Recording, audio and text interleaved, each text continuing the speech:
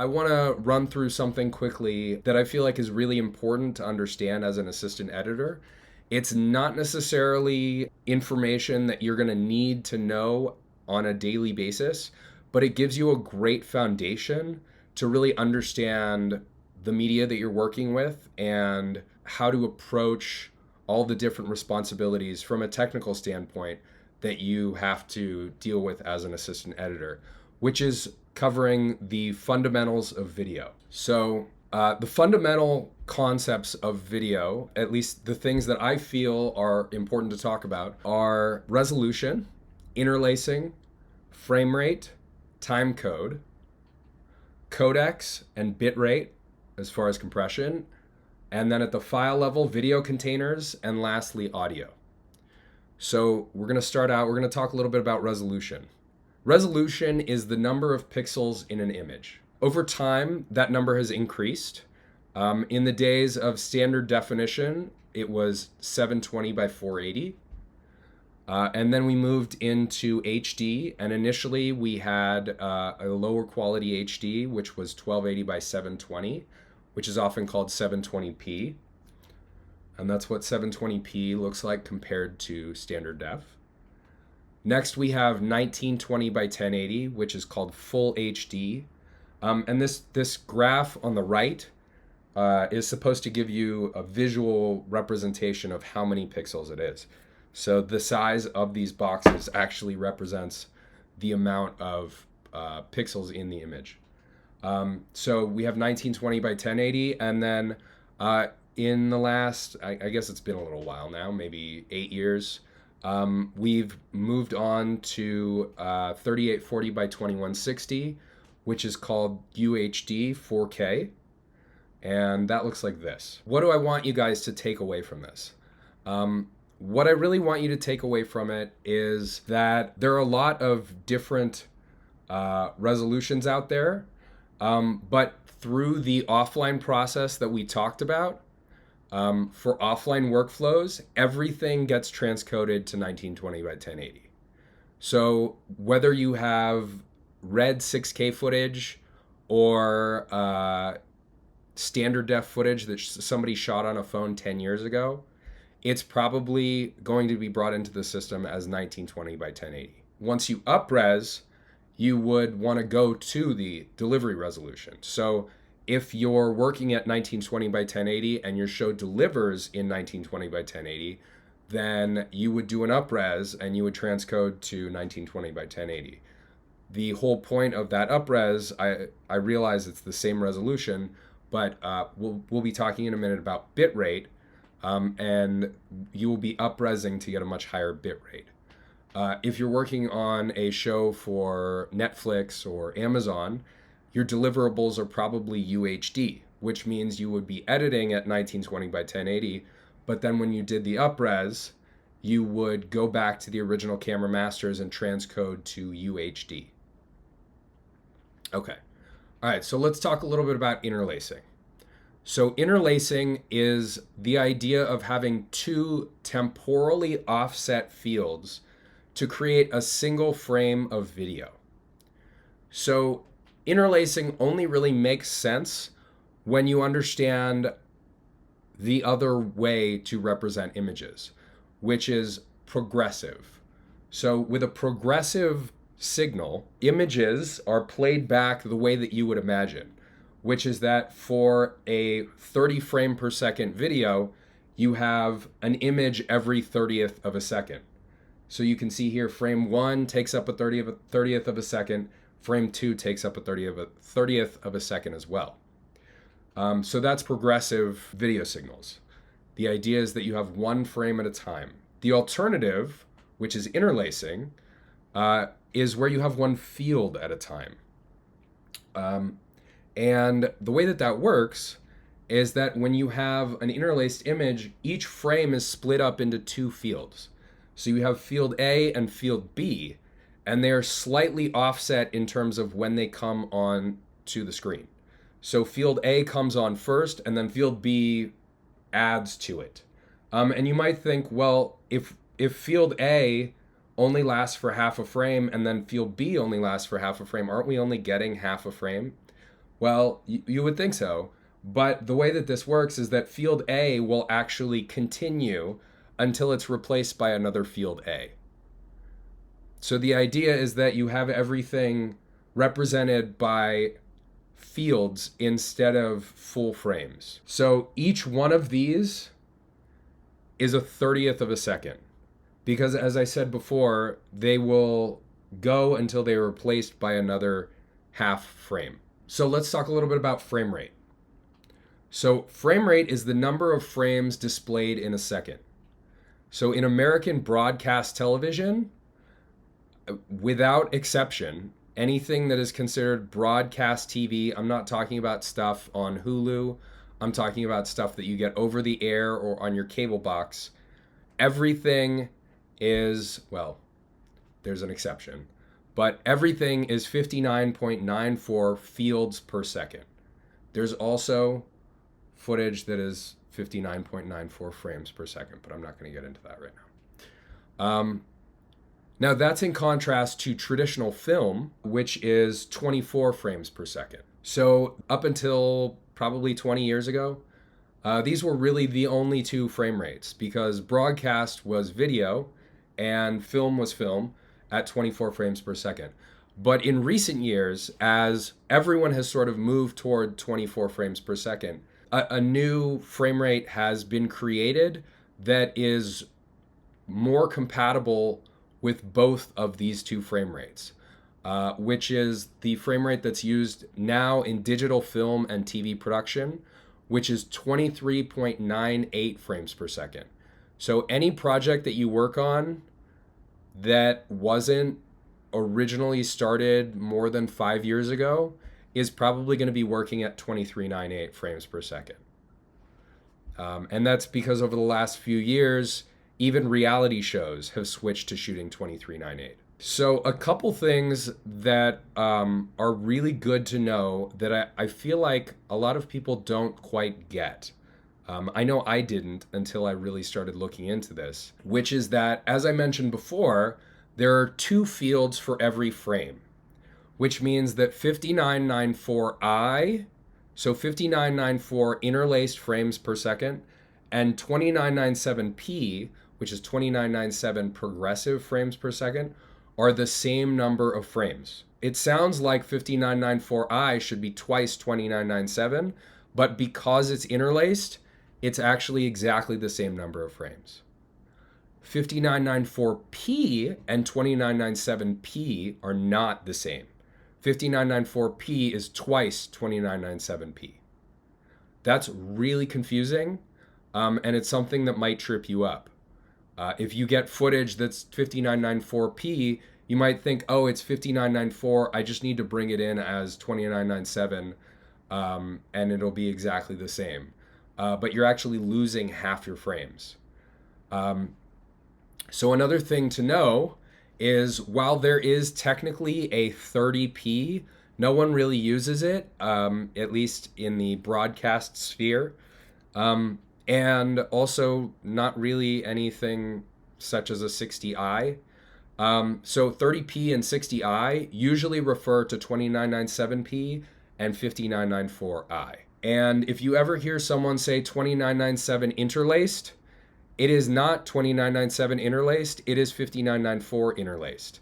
Because if you think about it, 2997 interlaced would be 15 frames per second. Now, this stuff used to be a lot more important than it is now, because with the move to UHD and the move away from video, we don't really deal with interlacing that much anymore. But if you're working on an older show that still shoots in an interlaced format, you will likely encounter these issues. So that's why I still include this in here. And then lastly, higher frame rates are usually used for slow motion. So if you have a show that shoots 2997 and they need to shoot something slow-mo, they will usually either double that frame rate to get it to play at half speed, or they could even quadruple it or do some variation on that. But the frame rate that you're working in should always be evenly divisible by the number of frames they're shooting. So I was actually talking to a friend the other day, and he said that on his project, They're 2398 and they shot the slow-mo at 36 frames per second, which makes no sense because that means that you have to do some weird math to get it to actually play back correctly. So you should, if you're shooting slow-mo, it should always be shot at a number that is divisible by your frame rate. Okay, so what do we take away from this for offline workflows? Number one is to always maintain the original frame and field rate whenever possible. So if you're on a show that is interlaced and you think, oh, interlace sucks, I'm just going to use progressive. I mean, in some ways, that's a workflow that makes sense, but in some ways, it's going to screw you over. So I would say, unless someone tells you otherwise, you should always look at what all of your source footage is, and you should be working at that frame rate. And if that frame rate doesn't match the deliverable resolution, then you should talk to your post producer and figure out what you should do. If you have any questions about the footage that's coming in and what you should be doing with it, you should talk to your post producer. Sometimes you have a very technical post producer and you can actually ask them technical questions. Sometimes they'll give you broad answers and you'll have to figure out what to do with the information that they give you. Okay, next we have timecode. So timecode looks like this, and it is the frame accurate measurement of time. So if we look at the breakdown of this timecode, the first set of numbers we have here is the hour. That'll always be between 1 and 23. Next, we have the minute, which will always be between 1 and 59. Next, we have the second, which will also be between 1 and 59. And assuming that we're working in 2997, the number of frames will always be between 1 and 29. So why do we use timecode? The reason that we use timecode is because it allows for easy syncing of footage. So if you have multiple cameras that are shooting at the same time, if you record with timecode, all you have to do is line up the timecode as it was shot, and you should have synced footage. Now, one of the things that we're going to be covering next week when we talk about grouping is that in general, timecode is not used in consumer cameras. And so if you're dealing with iPhone footage or GoPro footage, then you may not have the luxury of timecode. There are two frame rates for timecode. There's 24 frames per second and 30 frames per second. Now, I mentioned before that video runs at 2997 frames per second, but timecode runs at 30 frames per second. So how does that work? So if we were to lay out an hour of 2997 frame per second video on a clock compared to 30 frame per second timecode, it would actually be shorter. So if you look here, we have a line for 2997 video and 30 frame per second timecode. The 2997 video would hit the hour mark before the timecode. So that's kind of a problem. So if we were to do some fuzzy math, I guess you could say, and remove some of those frames, we could actually get that timecode to match the video. And when we do that, we end up with another type of timecode called 30 frame per second drop frame timecode. So the idea behind drop frame timecode is that because 30 frame per second timecode doesn't match the hour mark on a clock compared to 2997 video, drop frame timecode was created to make it so that you can have timecode that matches up with your video. So the way that drop frame timecode works is that it drops 2 frames of timecode at the beginning of each minute except every 10th minute. And that allows it to drop enough frames to match up with video playing back at 2997.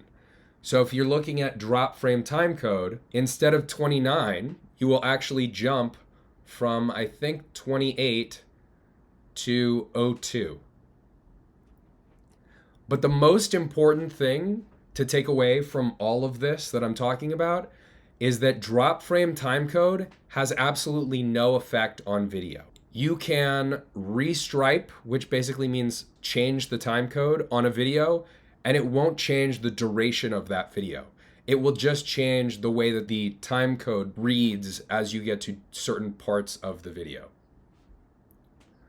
Now, how can you tell when something has drop frame timecode? So drop frame timecode uses semicolons instead of colons.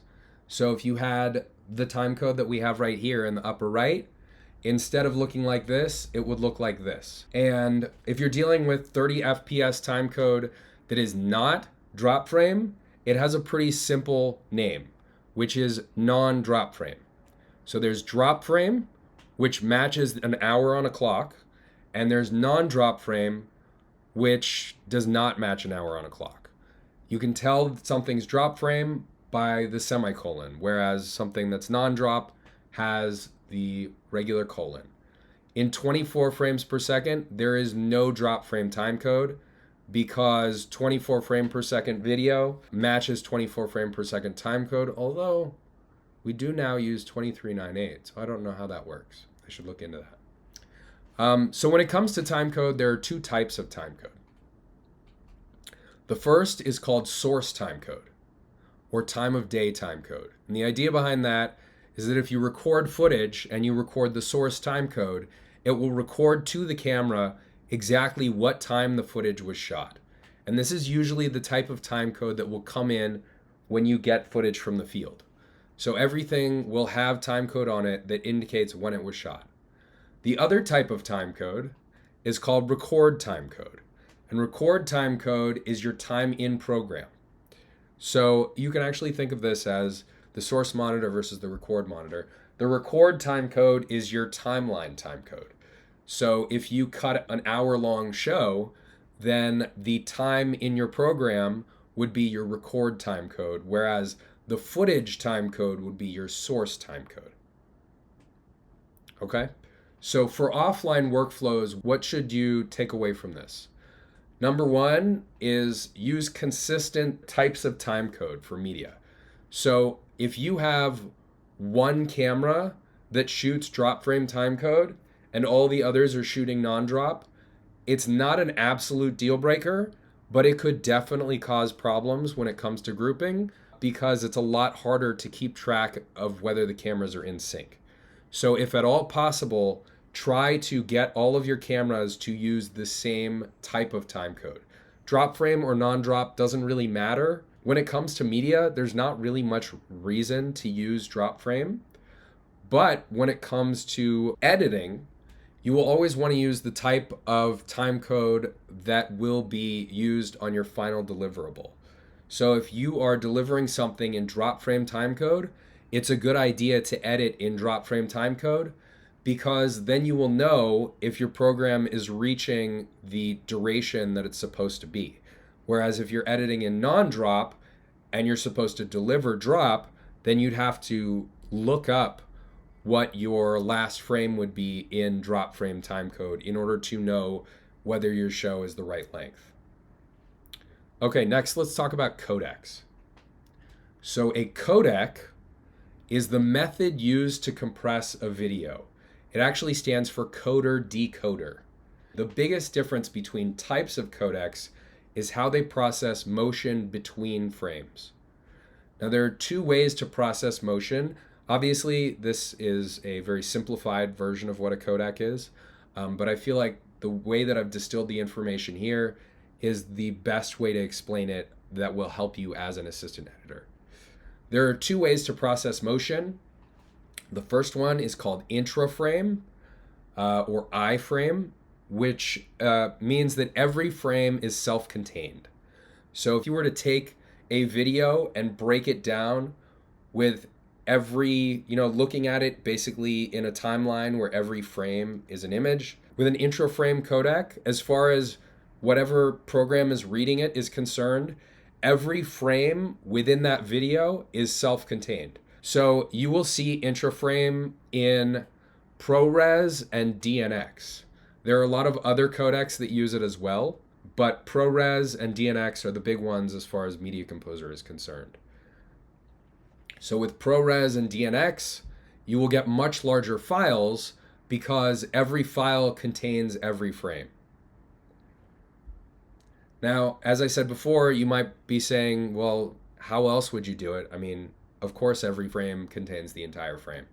Well, actually, the codecs that you work with the most, which are called interframe or long GOP codecs, only certain frames are self-contained. Now, when I say this, I'm not talking about you as a user looking at this in Media Composer. I'm talking about Media Composer as a program reading back this file.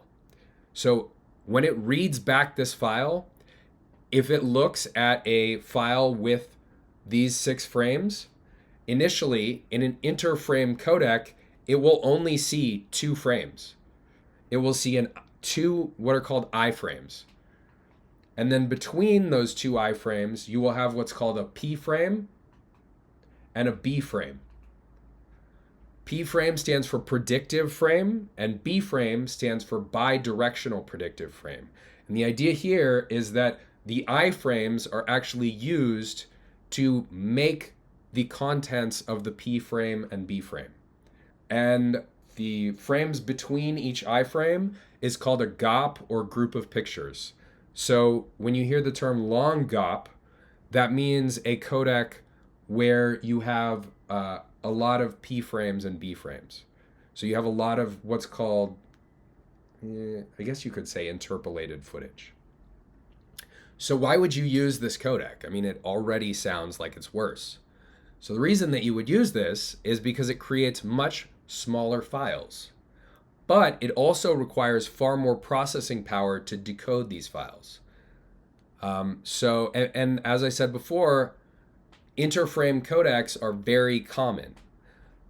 You've seen them if you've ever worked with H.264, H.265, AVC-HD, XAVC, or XDCAM.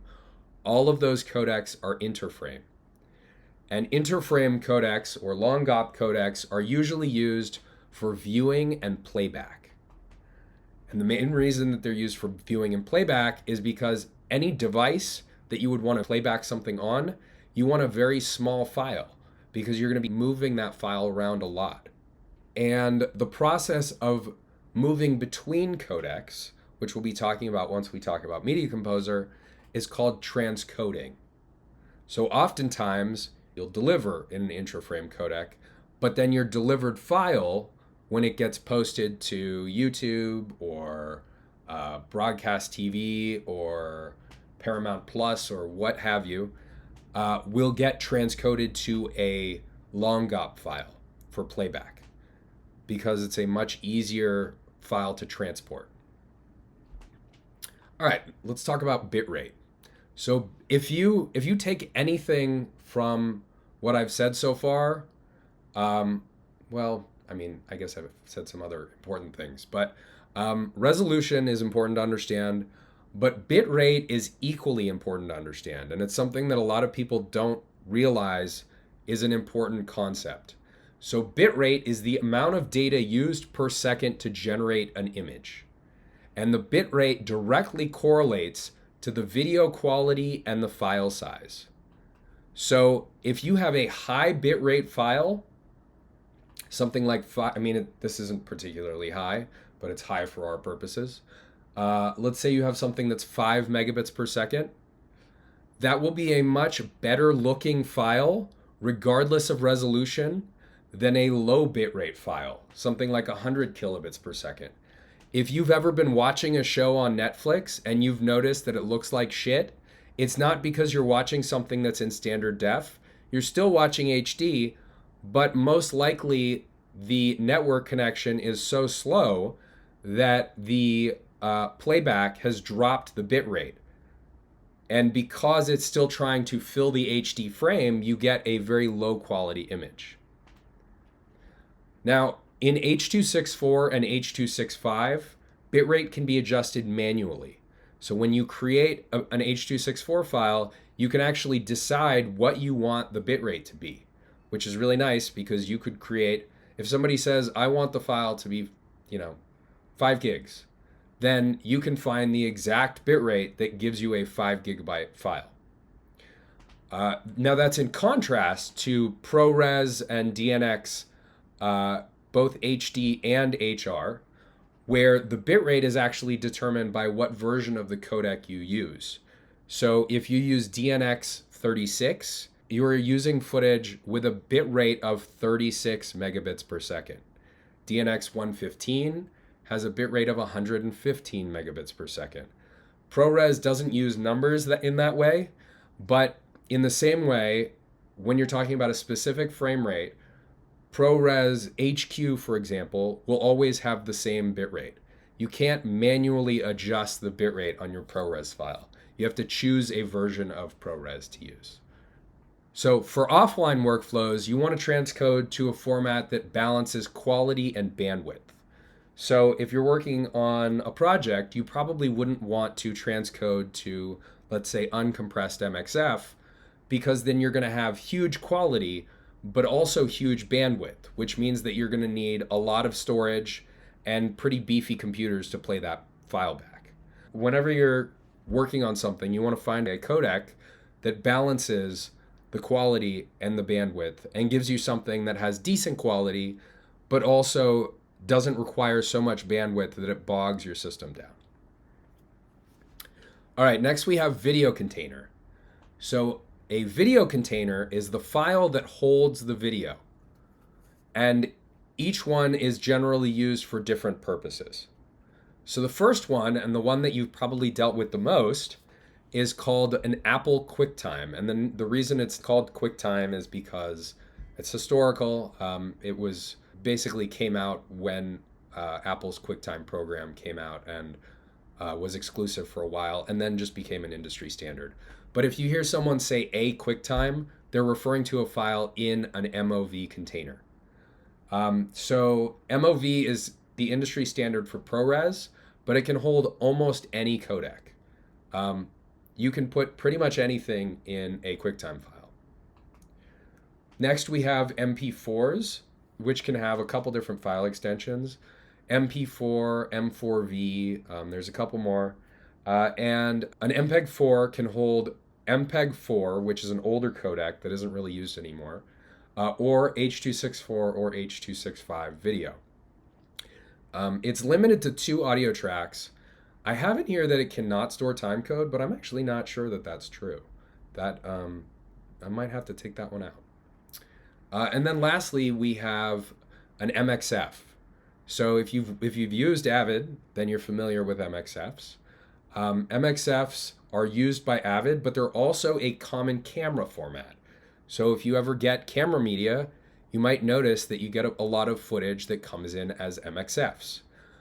But the types of MXFs that you're using in Avid versus the type of MXF that you're getting with that camera media is actually different. There are 2 types of MXFs. The first one is called an MXF OP1A. In an OP1A, all video and audio tracks are contained within a single file. So an OP1A MXF is very similar to a QuickTime in that you open a single file and it has multiple tracks in it. The other type of MXF is called an OP Atom. And an OP Atom splits each track into its own file. So if you have 1 video track and 12 audio tracks, you will have 13 files.